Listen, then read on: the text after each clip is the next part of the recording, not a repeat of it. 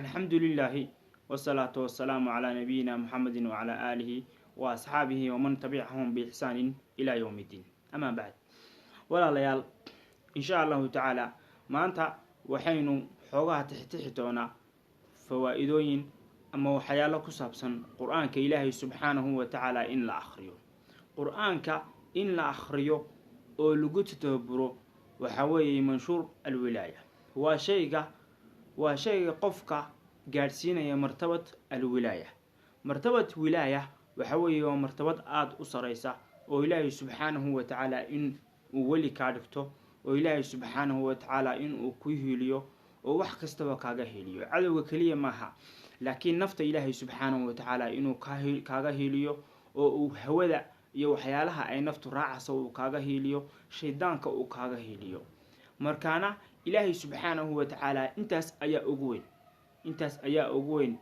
ووحا أقوين وغبا هانتهاي مركا كوات إنه إلهي سبحانه وتعالى كاغهيليو وإنتاس وإلهي سبحانه وتعالى إنه إيمانك سيو ووحا أقوين وقفك إسلامك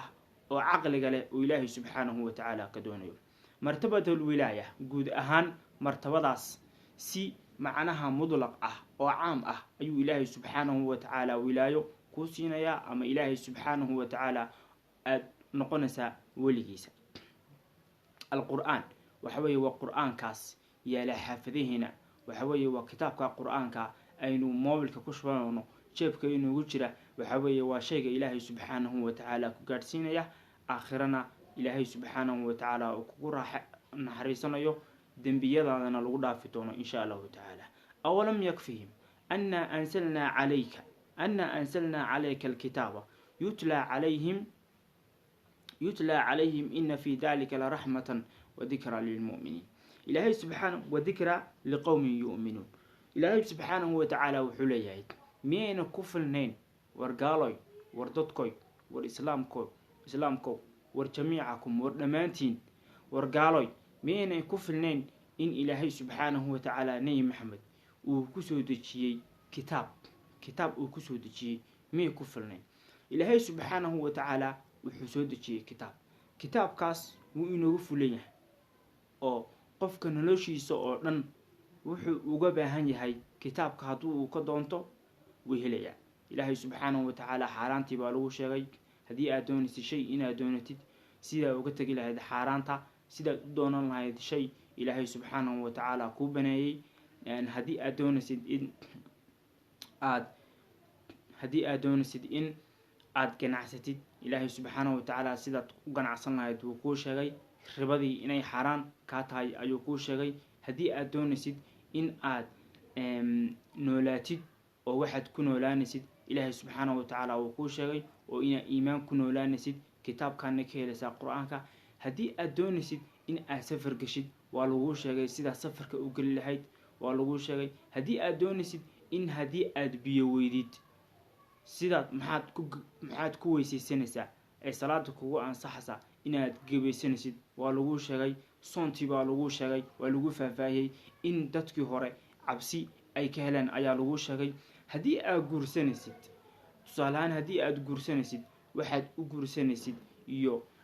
تاد جورسنسيد كبدا أدورنسيد كبدا إيمان كلا إسلام كاي مسلم دا ولغو شيء أنت أجورسنسيد أما أنت كوجو عن أجورسنسيد أنت ملوا مسصدح مسافر مسميت ولغو شيء مركان القرآن كان واحد كستوي كلينهن وحياله كلا مشاكل كي أدون كان يجونا إسكبتابة هذا الكود وحيالها كله ولو أجيهي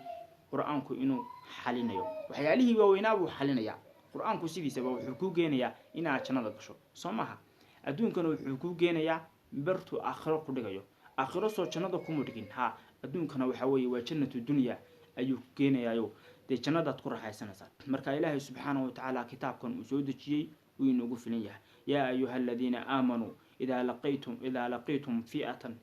لقيتم فئة فاثبتوا واذكروا الله كثيرا لعلكم تفلحون. إلهي سبحانه وتعالى وحجر تذكي إيمانك رمييو هدي على كلنتان كوح هدي على كلنتان مركو هوري تتسغن نقطة أو دقالك يجهادك كسكما أو عررنا wadkuru llaha kathiiran ilaahay subxaanahu watacaala in badanna xusa oo adigoo dagaalka ku jira ilaahay subxaanahu watacaala xus ilaahay subxaanahu watacaala xuskiisa waxaa la doonayaa xitaa xili xun adoo ku jira inaa ilaahay subxaanahu watacaala xustid aayaddan waxaynu ka qaadanaa dagaalka oo keliya maaha laakiin waxaynu ka qaadanaa in adigoo xili xun ku jira oo macnaha xili gaajo abaaro xili colaad xili bilaa amni xili aada xaaladaadu xitaa dil lagu soo bandhigay lagu soo istaajiyey in lagu dilo dadka saalixiinta waxay samayn jireen saalixiintii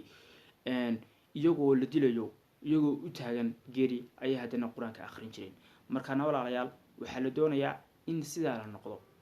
oo qur-aanka ilaahay subxaanahu watacaala la akhriyo dadkii dowlatulfaadimiyiin dowladihii hore ee xumaa nimankii maamuli jiray dowladihii hore ee shiicada u badnaa ee xumaa adugu nimankii maamuli jiray ayaa waxay soo qabteen nin ka mid ahaa dadkii ugu wacnaa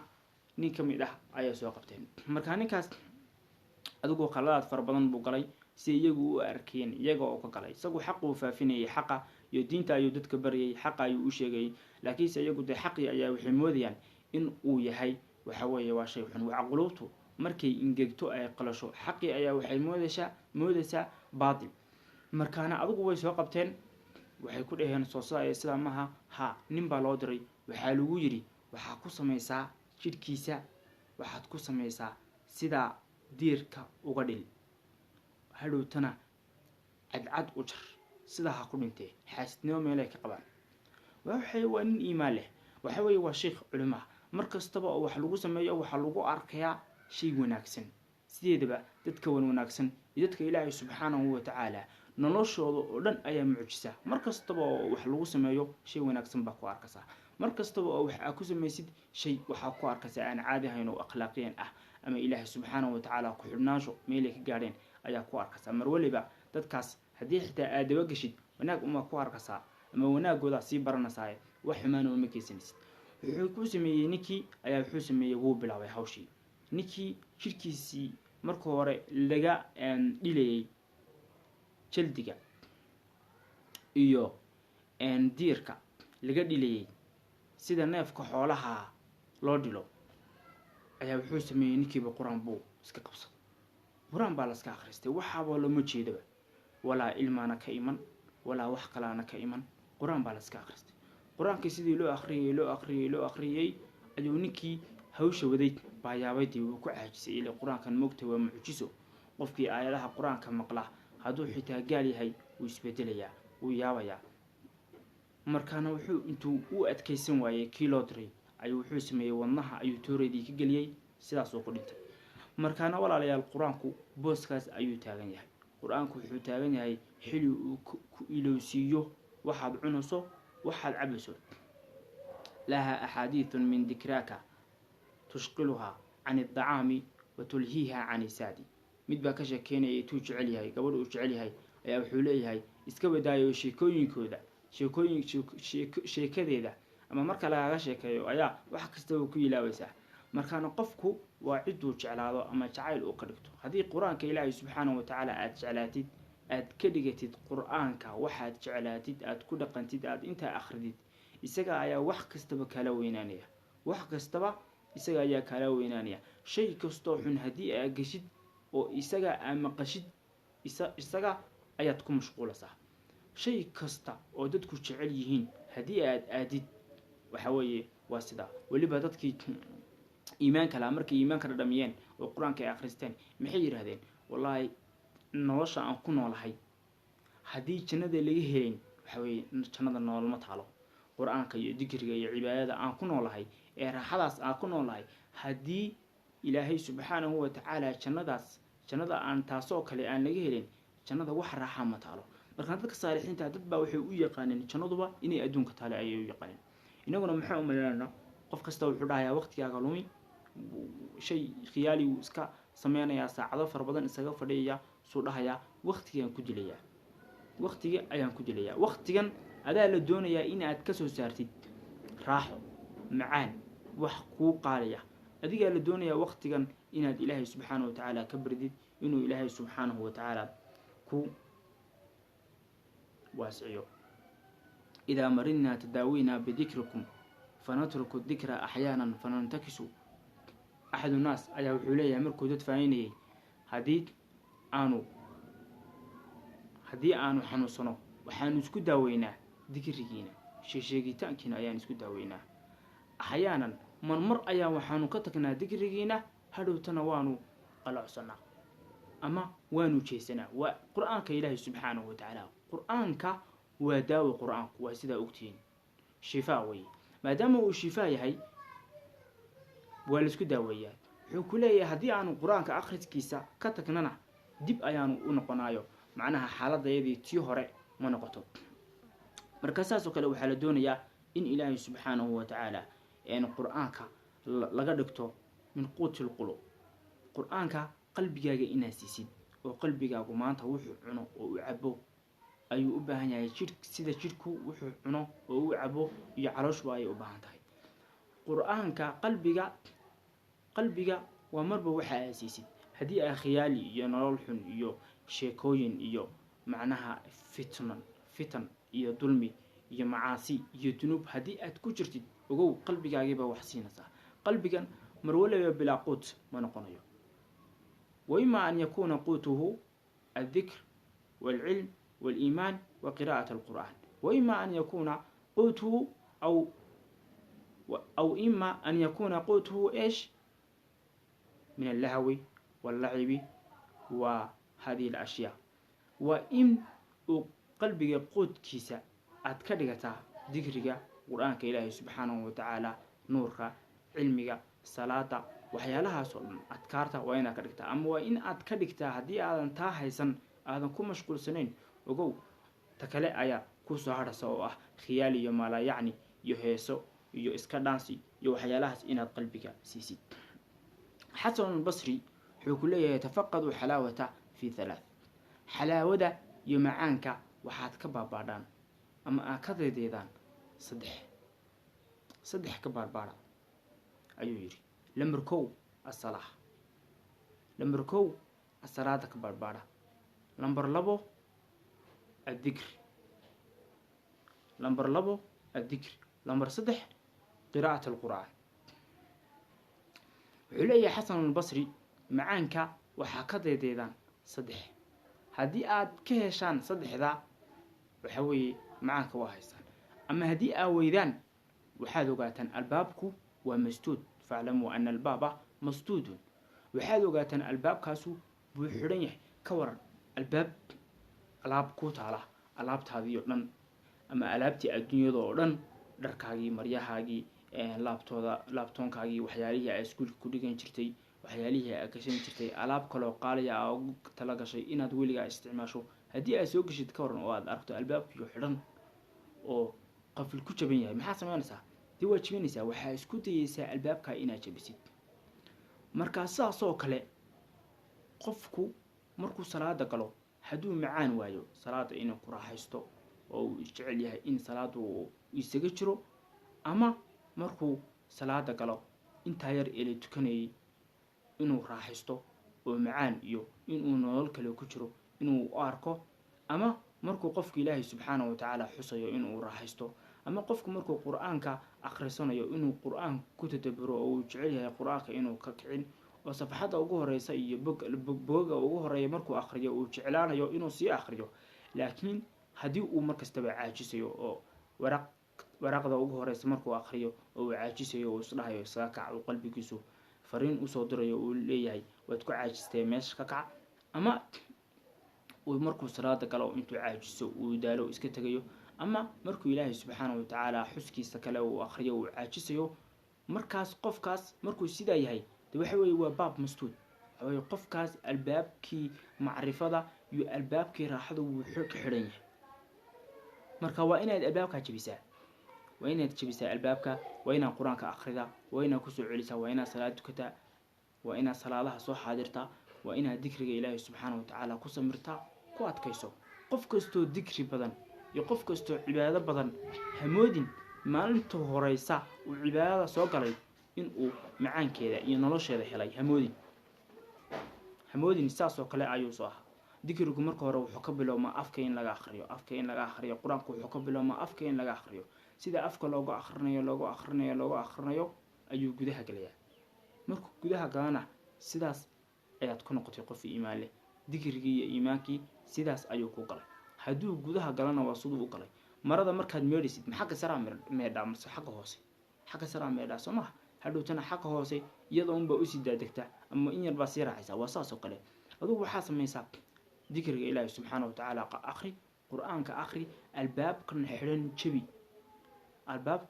jabi oo waxaa ku jabaysaa camal wanaagsan oo qur-aanka ina akhriyid ku jabi hadhow insha allahu tacaala adiga ogaan doona waxa ka heshid markaana faclamuu ana albaab muqlaq walaa budda an nuftixa hada albaab waa inaanu albaabkan furnaa nabiga sal allahu calayhi wasalam wuxuu yidhi iqra'u lqur'aan waxaad akhridaa qur-aanka akhriya nabiga sal allahu calayhi wasalam ummadiisii ayuu u dardaarmayaa wuxuu ku leeyahay qur-aanka hala akhriyo waa laydinku abaalmarinayaa qur-aanka akhriya waa laydinku abaalmarinayaa amaa inii laa aqulu lakum alif laa miim xarf anigu inku dhihi maayo alif laa miim oo isku xidhan waa xarafoo hal mar baa laydinku abaalmarinaya dhihi maayo laakiinse waxaan dhahayaa alifku waxaa weeye waa 10 darajo uu leeyahay 10 ajar laamku 10 buu leeyahay miimku 10 buu leeyahay 30 ajar xaraf kastaba 10 ajar weeye bal maxaa u malaynaysaa xisaabi maanta haddii aad akhrisid bog xisaabi bog ama safxo imisa xaraf baa ku jira hadhowtana xarfahaas 10 ku dhufo 10kaas iyo waxaa isku dhufo hadhowtana eeg tusaalaan haddaad doontid 100 xaraf ka soo qaad 100kaas waxaad ku dhufataa 10 ku dhufo kowdhi imisa noqonayaan 1000 allahu aclam waa inaad adigu baadhaa adaa lagu dirayaa baxdiga iyo xisaabtaas adaa lagu dirayaa bal maxaa u malaynaysaa maalin kastaba intaas oo 1000 aad shaqaysatid oo ajar maxaad u malaynaysaa waxa weeye waa fadli aad iyo aad u weyn dunuun ayaa wuxuu dhihi jiray maa daabat dunyaa ilaa bidikrika ilaahayow subxaanahu watacaala adduunyadu umay udgoonaan ilaa sheegitaankaaga maahane walaa daabat alaakhiratu ilaa bicafwika aakhirana umay udgoonaan ilaa bal cafwigaaga iyo saamaxaaga maahane walaa daabat aljannatu ilaa biru'yatik jannaduna umay udgoonaan umay macaanaan ilaa araggaaga maahane ilaahay subxaanahu watacaala kullu shay yarjicu ilayh wax kastaba ilaahay subxaanahu watacaala bay u laabanayaan wax kastaba ilaahay ayay u laabanayaan subxaanahu watacaala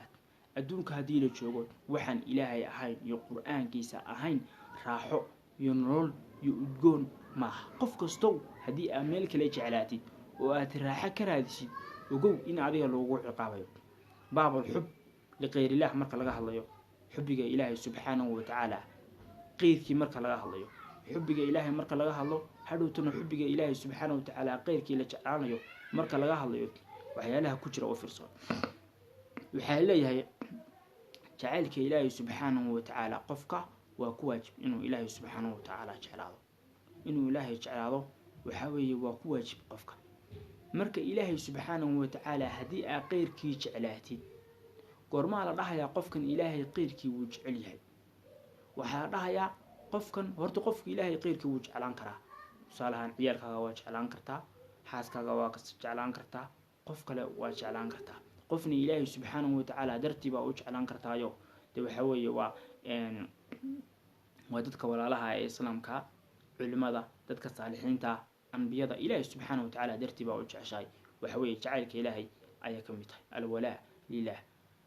waxna waa jacaylka caadiga iyo fidrada qofka ku abuuran inuu ciyaalkiisa iyo xaaskiisa iyo waxyaalaha kale uu jeclaado laakiin ilaahay subxaanahu watacaala marka aad waxyaalaha jeceshahay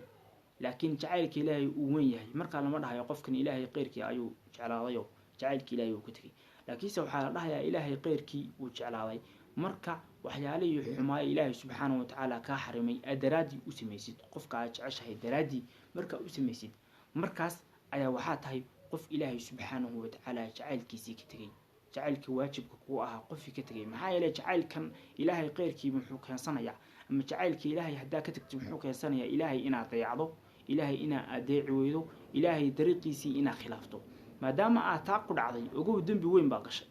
dad badan baa waxay caadaysteen inay dhahaan qofkaa waan jeclahay, qofkaa waan jeclahay, qofkaa waan jeclahay, haddana xaaraan, boos xaaraan ayay u marayaan oo ilaahay subxaana watacaala ka xaaraantinimeeyey, ama wax xaaraana ayuu amrayaayo wixii ayuu sameynayaa. markaana ilaahay subxaanahu watacaala qeyrkii haddaad jeceshahay waa in si xaaraana waa idaan u isticmaalin. qofkii hadduu xun yahay, hadduu xumaan ku amro waa inaad kasoo horjeesataa. maxaa yeele adigu ilaahay baa jeceshahay, xumaantan waxaa ku amray inaad ka tagtid ilaahay subxaanahu watacaala ayaa ku amray. markaana qofkan waa inaad ku tiraahdaa afti ilaahay subxaanahu watacaala jacaylkiisa, ama adeer ilaahay subxaanahu watacaala jacaylkiisa ayaa wax kastaba ka weyn.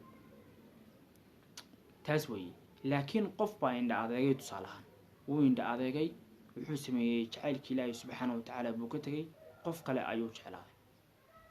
ma jeclaaday, hadhowtana xaaraan buu u maray, wuxuu doonuu sameeyaa, wuxuu doonuu qastaa, ama qofkii baa wuxuu amray in xumaan uu sameeyo. waayahay, ilaahay ma kuu fulinayaa jacaylkaaga, ama ma ku siinayaa qofka aad jeceshahay? may kuma siinayo ilaahay subxaanahu watacaala. iska wadaa inuu ku siiyee wuu kugu ciqaabayaa. ciqaab wuxuu ku marinayaa ilaahay subxaanahu watacaala aada iyo aada u daran. maxaa yeelay amarka yaa iskale ilaahay subxaanahu watacaala. qofkan qalbigiisa ayuu ilaahay kala rogayaa, hadhowtana adigii ayuu wuxuu sameynayaa, wuu ku nacayaa. hadhow markaad aragtid qofkan oo aanu kuu soo jeedin oo ku nacab ama afaarahaga aan soo gelayn, maxay kuu noqonaysaa? cadaab bay kuu noqonaysaa. cadaab aada iyo aada u daran ayay kuu noqonaysaa. dembigana waxaa leh adiga. maxaa yeelay ilaahay subxaanahu watacaala jacaylkiisii ayaa waxaa dhaafsatay jacaylkii bini aadankaa dooratay. qof kale jacaylkii baa dooratay, ilaahayna subxaanahu watacaala uu kugu adkeeyey. sababtoo ah ilaahay subxaanahu watacaala waajib uu ku amray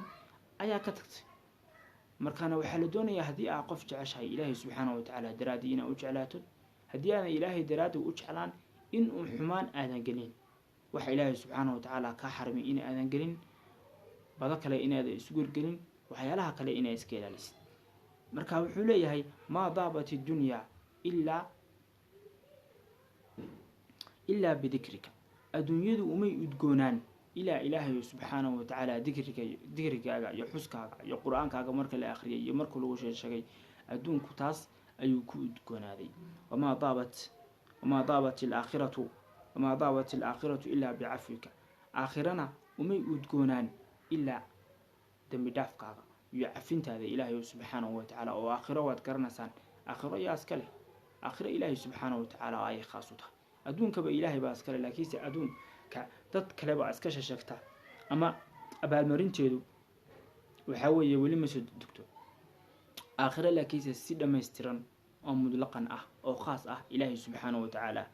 ayaa iska leh. walaa daabat iljannatu ilaa biru'yatika. jannadu umay udgoonaan ilaahay subxaanahu watacaala ilaa araggaaga maahaane. maalinta yowmalqiyaame marka jannada la galo ay ahlu iimaanku galaan, ayaa ilaahay subxaanahu watacaala ayaa wuxuu dhahayaa wax ka khayr badan waxay hesheen mayna siiyaa. wayaabayaan maxaa ka khayr badan? raali ahaanshihiisa maxaa kasi ka khayr badan? saa ilaahay subxaanahu watacaala xijaabka ayuu iska feedayaa. macnaha waxa ka hortaagan dadkaas inay arkaan ayuu iska feedayaa. hadhowtana xijaabku xijaab caadiya maaha oo dee laakiinse waa waxa ka hortaagan baa laga wadaa. waxaa ka hortaagan ilaahay subxaanahu watacaala inay arkaan ayuu iska waxeynayaa. hadhowtana ilaahay subxaanahu watacaala wuu istusayaa. hadhowtana naciimkii jannada ku jiray oo dhan ayay ilaawayaan. markaana waxa weeye waa naciim dhammaystiran. markaana ilaahay subxaanahu watacaala qofku saas ugu baahan yahay. kitaabka ilaahay subxaanahu watacaala inuu akhriyo wayba kasii daran tahay. marka qur-aanka ilaahay subxaanahu watacaala in la akhriyo haddii aad doonaysid faa'iidadeeda, intan waa intii laguu sheegay ee kitaabada laguu qoree. faa'iidooyinka kale haddaad doonaysid qur-aanka inaad heshid iyo faa'iidooyinkiisa aada ogaatid, akhri qur-aanka ha dayicin oo akhri qur-aanka. markaad akhridid qur-aanka ayaad ogaanaysaa qur-aanku wuxuu yahay iyo booskuu taagan yahay iyo siduu nafta u bedelo iyo siduu qalbiga u bedelo iyo siduu qofka uga dhigo qof wanaagsanoo toobadkeen badan. wasalaamu calaykum waraxmatullaahi wabarakaatu.